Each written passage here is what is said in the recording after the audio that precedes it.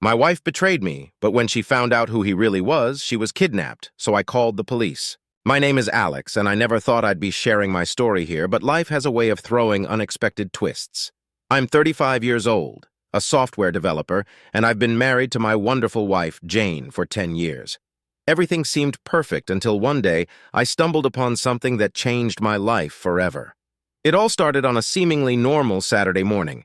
I woke up early, as I usually do, to make breakfast for Jane and our two kids, Emma and Ryan. Emma is 8, a bright and curious girl who loves to read, while Ryan, 5, is a bundle of energy with a passion for dinosaurs. Jane was still asleep, so I took the opportunity to enjoy some quiet time with the kids. After breakfast, Jane joined us in the kitchen. Her hair tousled from sleep, but she still looked as beautiful as the day I met her.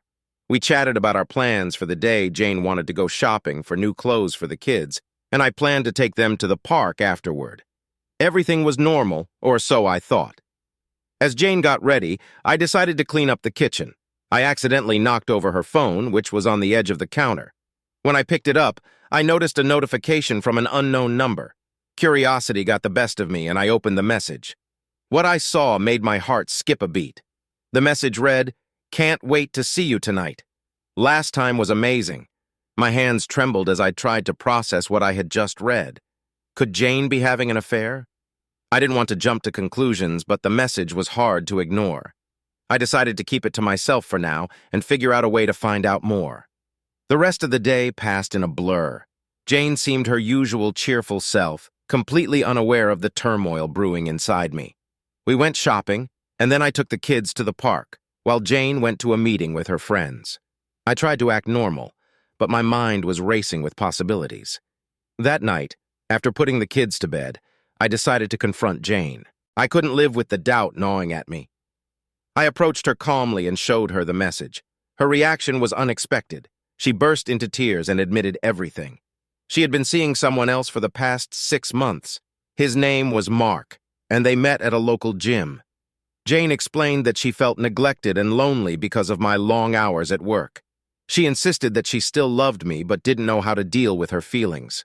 I was devastated. The woman I loved and trusted had betrayed me, and I didn't know how to handle it. We decided to go to marriage counseling to try and salvage our relationship.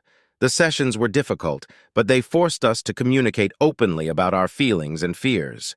Jane apologized repeatedly and promised to end things with Mark. I wanted to believe her, but the trust was shattered. A few weeks later, I noticed Jane becoming distant again. She spent more time on her phone and often left the house for errands. My suspicions grew, and I decided to follow her one day. What I discovered was more shocking than I could have imagined. Jane wasn't just meeting Mark, she was involved in something far more dangerous. I followed her to an abandoned warehouse on the outskirts of town. Through a broken window, I saw her and Mark with a group of people exchanging money and packages. It looked like a drug deal. I couldn't believe my eyes. My wife was not only cheating on me, but also involved in illegal activities. I took some photos as evidence and left, my mind reeling. That night, I confronted Jane again, showing her the photos. She broke down and confessed that Mark had dragged her into the drug trade. She claimed she was scared to leave because he had threatened her and our family.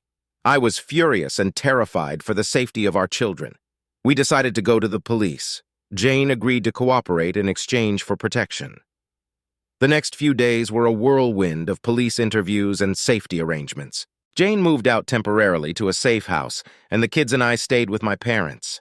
The police launched an investigation and soon arrested Mark and his associates. Jane's testimony was crucial in bringing them down, but our marriage was in shambles. The kids were confused and scared, and I didn't know if I could ever trust Jane again. Months passed, and Jane returned home. We tried to rebuild our lives, but the strain was too much. We decided to separate, sharing custody of the kids. It was the hardest decision I've ever made, but it felt like the right one. Life as a single dad was challenging, but also rewarding. Emma and Ryan became my priority, and I focused on giving them a stable and loving home. Jane and I remained civil for the sake of the kids, but our relationship was never the same. Then, just as I thought things were settling down, another shock hit us. One evening, I received a call from an unknown number. The voice on the other end was cold and menacing. They knew where we lived. where the kids went to school, and even details about my parents. It was clear that someone from Mark's network was still out there, seeking revenge. I immediately contacted the police, who advised us to move to a safe location. We were placed in a witness protection program, given new identities, and relocated to a different state. It was a difficult transition, but the safety of my children was paramount. Starting over in a new place was daunting. I had to find a new job, and the kids had to adjust to new schools. We were constantly looking over our shoulders, but gradually we began to find a sense of normalcy. I made friends with some of the neighbors, and the kids started to settle in. One day, while going through some old photos, I found a picture of Jane and me from our honeymoon. It brought back a flood of memories, good and bad. I realized that despite everything, I still had feelings for her. We had shared 10 years of our lives and had 2 beautiful children together. I decided to reach out to her. We started talking again, cautiously at first. Jane had been through her own struggles and was trying to rebuild her life. We both attended therapy separately and together, working through our issues. Slowly, we began to rebuild our relationship, this time with a foundation of honesty and trust. It's been a long and painful journey, but we're finally in a good place. Jane and I are back together, and the kids are happy. We still face challenges, but we've learned to communicate openly and support each other. Life will never be the same, but we've found a new sense of normalcy and hope for the future. Just as we thought our lives were beginning to stabilize, another storm was brewing on the horizon. We had been in our new location for about a year, and while things were far from perfect, we had managed to create a semblance of normalcy. Jane and I were cautiously rebuilding our relationship, and the kids were starting to adjust to their new surroundings. However, the shadow of our past was never far behind. One evening, after a particularly long day at work, I received an unexpected visit from an old friend, Mike. Mike and I had been close in college, but we had lost touch over the years. Seeing him at my doorstep was a shock, but what he had to say was even more startling. He had been contacted by someone from Mark's network, who was still seeking revenge. Mike warned me that they were closing in on our new location and that we needed to be prepared for anything. The next few days were a blur of fear and paranoia. We notified the authorities, who increased our protection and advised us to stay vigilant. Jane and I were constantly on edge, worried about the safety of our children. Emma and Ryan sensed the tension but didn't fully understand the danger we were in. We tried to keep things as normal as possible for them, but the looming threat was always in the back of our minds. One night, just as we were getting ready for bed, we heard a noise outside. I grabbed a baseball bat and cautiously made my way to the front door. To my horror, I found a threatening note pinned to the door with a knife. The note simply read, "You can't hide forever." My heart raced as I realized that our enemies were closer than we thought. The police were called, and they advised us to move once again. It was disheartening to think that we had to uproot our lives for a second time, but our safety was paramount. We packed up our belongings and left under the cover of night, not telling anyone where we were going. Our new destination was a small town in the middle of nowhere, chosen for its isolation and low crime rate. Starting over again was exhausting, but we had no choice. We found a modest house and enrolled the kids in a new school. Jane and I both found jobs, and we did our best to blend in with the local community. The people were friendly, but we kept our distance, afraid of forming close relationships that could put others in danger. Despite our efforts to stay under the radar, strange things began to happen. We noticed cars following us, and there were mysterious phone calls with no one on the other end. It was clear that our pursuers were still on our trail. We couldn't live like this forever, constantly looking over our shoulders. We needed a plan to end this once and for all. Jane suggested reaching out to her brother, Paul, who was a former military officer and now worked in private security. Paul was tough, resourceful, and had connections that could help us. Reluctantly, I agreed, and we contacted Paul, explaining our situation. He arrived within a few days, ready to help us confront our enemies. Paul's presence was a game-changer. He assessed our security measures and made significant improvements. He also devised a plan to lure our enemies out into the open. It was risky, but we were desperate for a resolution. We decided to stage a fake move, leaving a trail of breadcrumbs that would lead our pursuers to a remote location where Paul and his team would be waiting. The day of the operation was tense. We pretended to pack up and leave, making sure to be seen by our watchers. We drove to the designated location, a deserted warehouse on the outskirts of town, and waited. Sure enough, our enemies followed us. Paul and his team sprang into action, apprehending the men who had been terrorizing us. The confrontation was intense. The men were armed and dangerous, but Paul's team was prepared. There was a brief firefight, but in the end, Paul and his team emerged victorious, capturing the leaders of the group. The police arrived shortly after and took the men into custody. We finally felt a sense of relief, knowing that the immediate threat was over. However, the victory was bittersweet. We knew that these men were just part of a larger network, and there were still others out there who might come after us. But for now, we could breathe a little easier. The authorities assured us that they would continue to investigate and dismantle the criminal organization that had caused us so much pain. With the immediate danger behind us, we tried to rebuild our lives once more. Paul stayed with us for a while, helping us adjust and providing much-needed support. His presence was a comfort, especially for the kids, who looked up to him as a hero. Jane and I continued our therapy, working through the trauma and trying to strengthen our bond. Months passed, and life slowly returned to a semblance of normalcy. The kids excelled in school, making new friends and finding happiness in their new environment.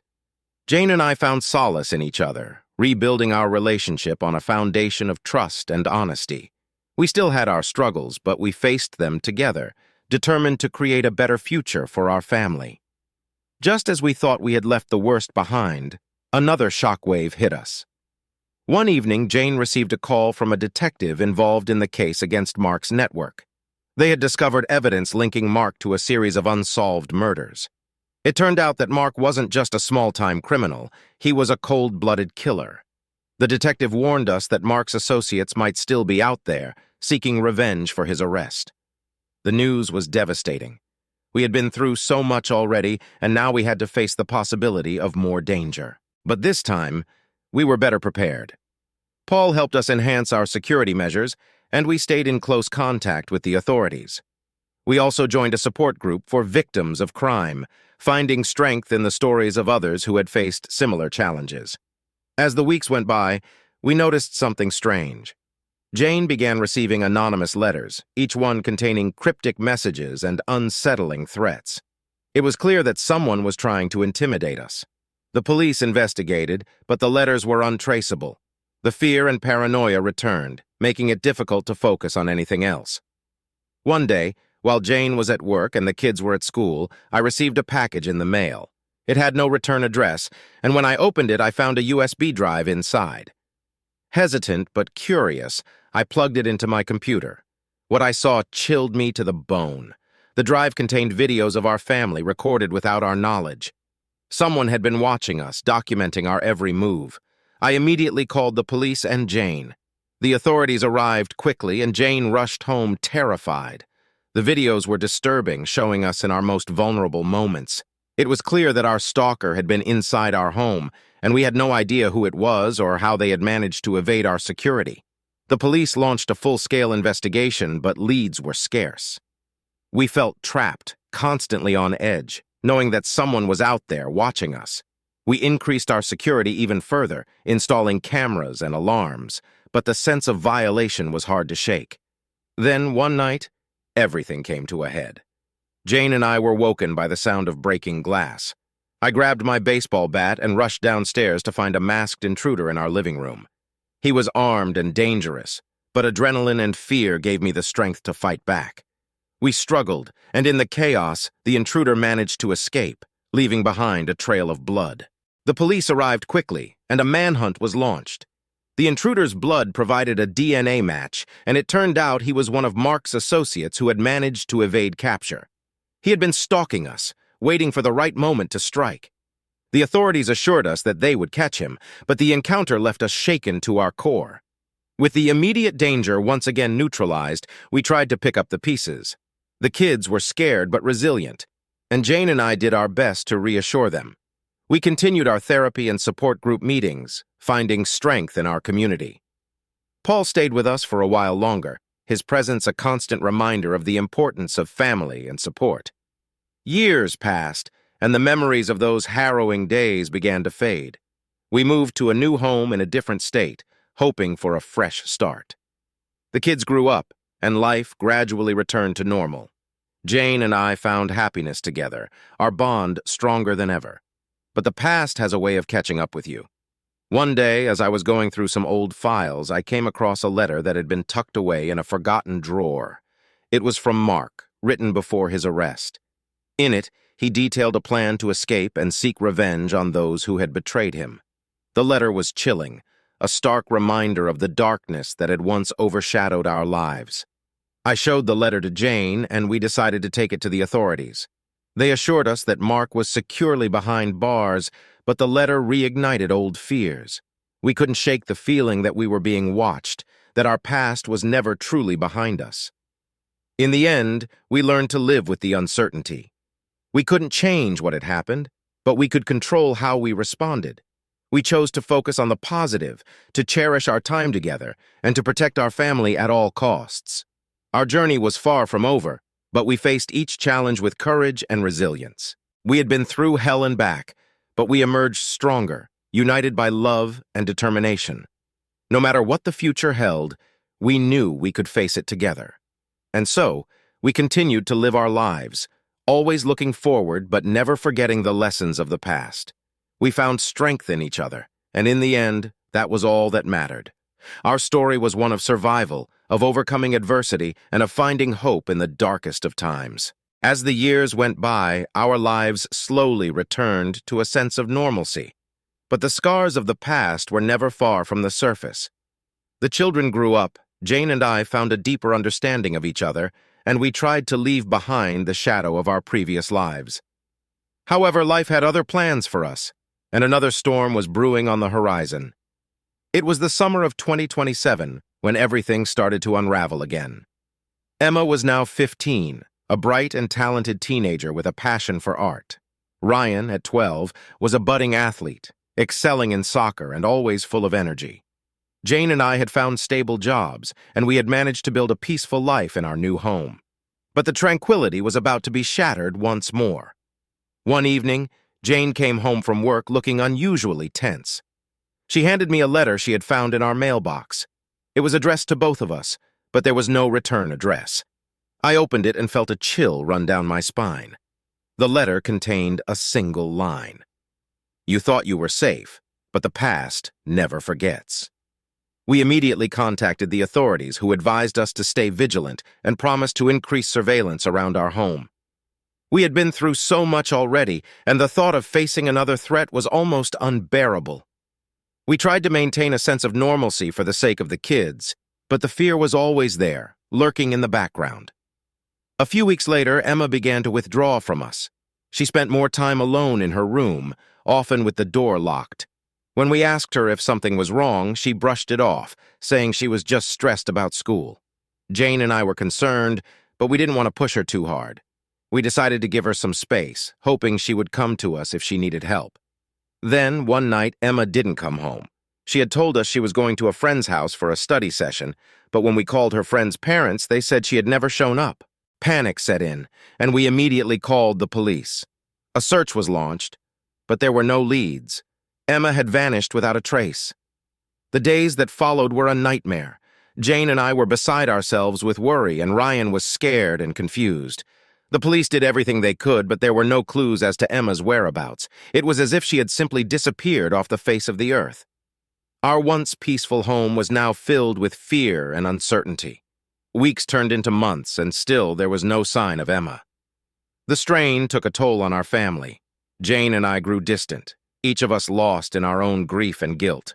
Ryan became more withdrawn, and his school performance suffered. The sense of helplessness was overwhelming, and we began to fear the worst.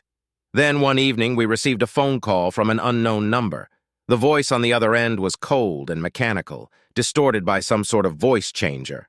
They claimed to know where Emma was and demanded a large sum of money for her safe return. The call was brief, and they hung up before we could ask any questions.